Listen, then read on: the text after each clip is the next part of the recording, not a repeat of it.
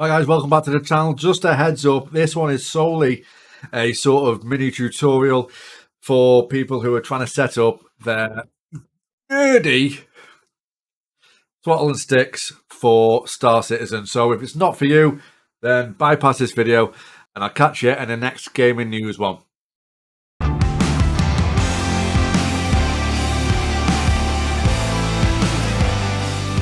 Hi guys, so as I said before, the little intro bit, this is solely just a little tutorial guide for getting a HOTAS, either an X52 like these or an X56, or this may work for others, but it's a simple guide for people that struggle. I ain't no expert with this, okay?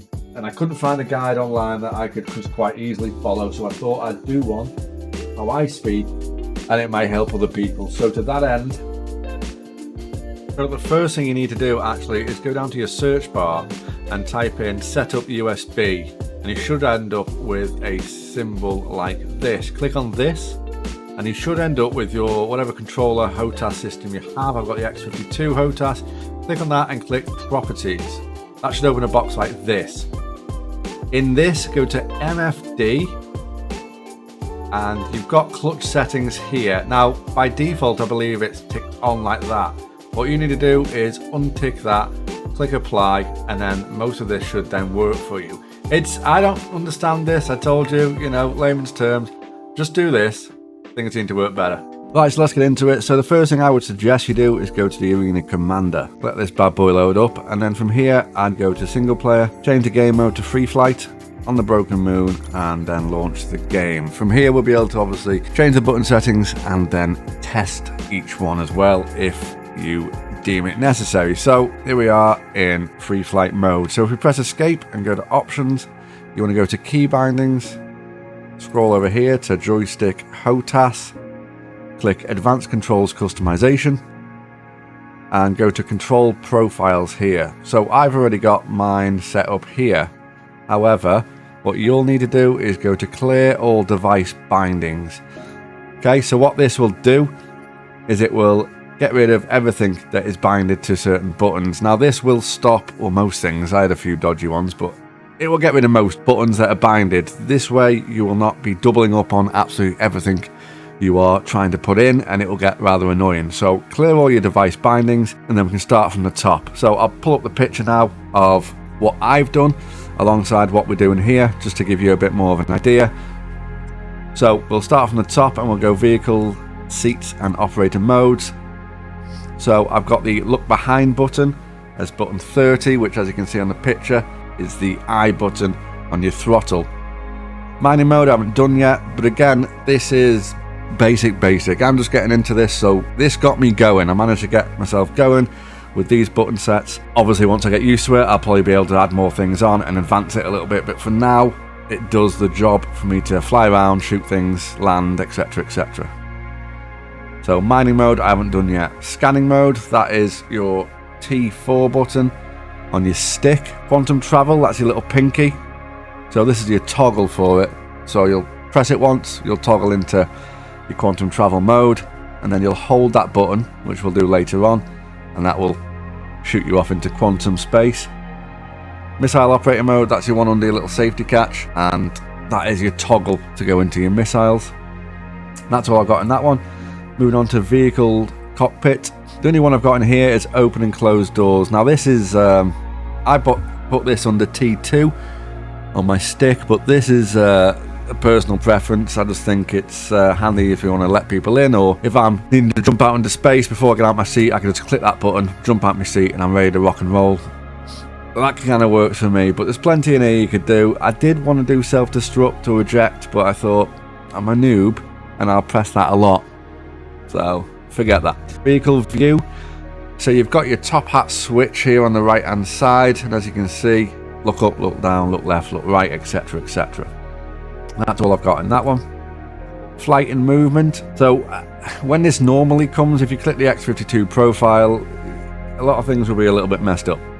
Your pitch and your yaw and your thrusters are all a bit skew with. So if you follow this it will be a lot easier for you. So your pitch, you'll want the Y axis. The yaw, you'll want the Z-axis rotation. The roll, you want the X-axis. Now you strafe up, strafe down, left and right. That's on your little hat switch on your thrusters, which I found it gets really easy then to be able to land and stuff. And your throttle forward is your Z-axis. Now, as standard, for some reason, when I loaded this X52 profile, that would just take me backwards. So you have to invert it.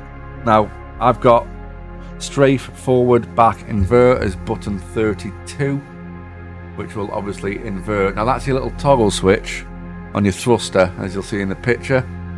Now, if you depress that in, then that'll take me forward or back. And that's just handy having it right there for flying about. The couple mode, that is button 3 on your stick. Your boost button, I put that to button 7, which is just where your thumb sits. So it's quite nice to hit that one. And your speed limiter increase and decrease, that's on the same button that your strafe invert was. And that's just your scroll wheel itself. So not depressing it, just scrolling the wheel up and down will increase or decrease your speed limiter, and that's pretty handy as well, having it right there. Right, match target velocity, that is up on your hat. Space brake is the top E button on your thruster. Cruise control, now I've set that to your row of 3 buttons on your thruster. I've set it as the middle one. You don't really need cruise control because you've got the actual thruster itself, but we can set that to something else at a later date. Landing system toggle, so that is your landing gear out and in, and that is T1 on your joystick. Request landing, I put that as your first button on your thruster on your set of 3. That's your first one, so I click that and it will request landing from wherever we are. I don't remember setting auto lands, but okay. So that's flight movement. Right, quantum travel, so engage quantum drive hold. And that's your little pinky button that we talked about before. So click it to enter quantum drive and hold it to actually launch quantum drive. Flight docking, I've got nothing. Vehicle targeting, we've got pin selected target, and that's right on your little hat switch. And that is all I've got in there. Vehicle target cycling. Cycle selection forward is the 3rd button on your set of 3. I didn't really know what to put this down. Some of these switches on mine don't work, and I know there's a mode you can switch into clutch mode on these, but it still didn't seem to, still didn't get the toggles working. So for now, cycle selection of target forward is just the 3rd button on my thruster. Cycle lock in view forward and under reticle is down on hat 1 on your joystick, and that is it for vehicle targeting. Hail target, nothing. Flight radar, nothing. Vehicle scanning. Activate scanning, I've got button 11, which is T3 on your joystick. Mining I haven't really played with, but button 1 and button 2, they're your main fire buttons. Turret movement I haven't touched. Turret advanced, I'm nowhere near a vehicle with a turret, so let's forget about that, shall we? Vehicle weapons, fire group 1 is obviously your main fire button at the back. Fire group 2 is button on top where your thumb sits. Gimbal assist and gimbal lock modes is left on your little hat switch. And that is all. Vehicle missiles, launch missiles, so you hold button 2. So the same button that you flicked into at the top, you flicked into missile mode, underneath your little safety switch. If you hold that button, you'll be able to fire your missiles off. Cycle next missile type. Now this is your little toggle on the right hand side that changes your little colour. Now I've managed to get them to semi-work as changing them. They're a bit dodgy, but they seem to work okay. Vehicle shields and countermeasures. So I've just got decoy launch burst. So obviously you can tap and hold as it says here, and that's button 4, which is the one just by your hat switch on your joystick. That is all I've got in there. Vehicle power triangle, assignment, nothing. Light power, I've got toggle power, and that is T6, and that's it. Light hood, I got nothing.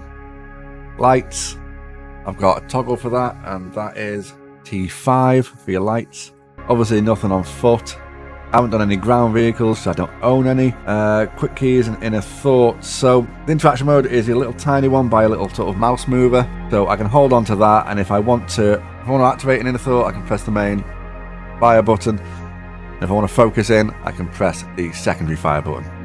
And that ladies and gentlemen, is it. I don't think I've done anything else. So once you've done that, you want to go up and you want to save the control settings, name them to whatever you want, and hope that they stay as they are. Right guys, I hope that helped. I struggled a little bit trying to find something on the X52 that was easy to follow, and I hope that I've tried to make this as easy to follow as I can. Otherwise, I've clearly freaking failed. So let me know in the comments if this helped. I will put a picture of this up on my Discord under images as well. If you want to join that and grab the picture that I've got here for you to follow, then please do so. You can obviously pause the video and bring it up full screen. And I'll catch you in the next one.